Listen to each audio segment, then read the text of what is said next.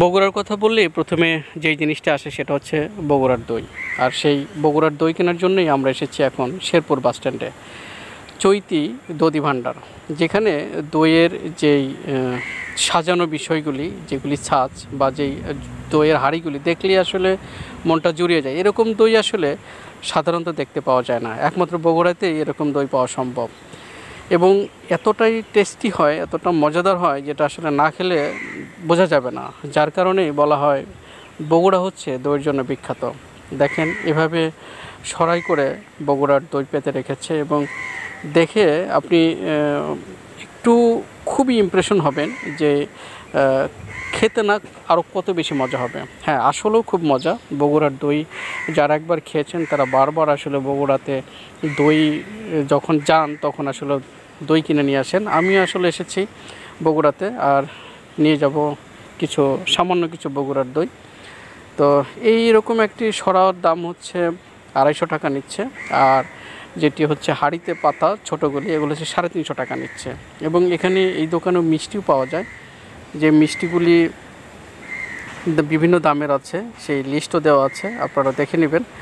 আর এত পরিমাণ দইয়ের মনে হচ্ছে যে ভাণ্ডার, হ্যাঁ, দইয়ের মনে হচ্ছে যে একেবারে বিশাল এক সমাহার, যেখানে আসলে আপনি শুধু দই আর দই দেখতে পাবেন। তো এই শেরপুর বাস স্ট্যান্ডেই কিন্তু আরও দোকান আছে, যে সবচেয়ে বিখ্যাত যে দোকান, দইয়ের দোকান, সেটা হচ্ছে শম্পা দধি ভাণ্ডার, এবং আরও নামকরণ আছে সাম্বা দধি ভাণ্ডার। তার মধ্যে চৈতি দধি ভাণ্ডারও অন্যতম। শম্পা, সাম্বা এবং চৈতি এই তিনটি দোকানই খুবই সুন্দর এবং পরিবেশগতভাবে মানসম্মত, খুব সুন্দর কিছু খাদ্যপণ্য নিয়ে এরা পসরা সাজিয়ে বসে আছে। এবং আমার যারা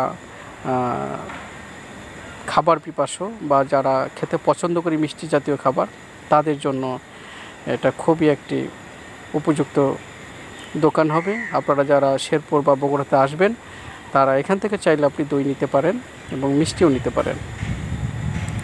তো এখানে সামান্য কিছু দেখা যায় যে বেকারি আইটেমও পাওয়া যায়, তবে বেকারি আইটেম কেমন হবে আমার জানা নেই, তবে দই খুব ভালো এটা আমি বুঝতে পেরেছি। ওখানে বসেও আমি একটু খেয়েছি এবং পরবর্তীতে নিয়েও এসেছি, খুব ভালো লেগেছে। তো দেখা হবে পরবর্তীতে ভিন্ন কোনো বিষয়ে, ভিন্ন কোনো আয়োজনে। ভালো থাকবেন, সুস্থ থাকবেন।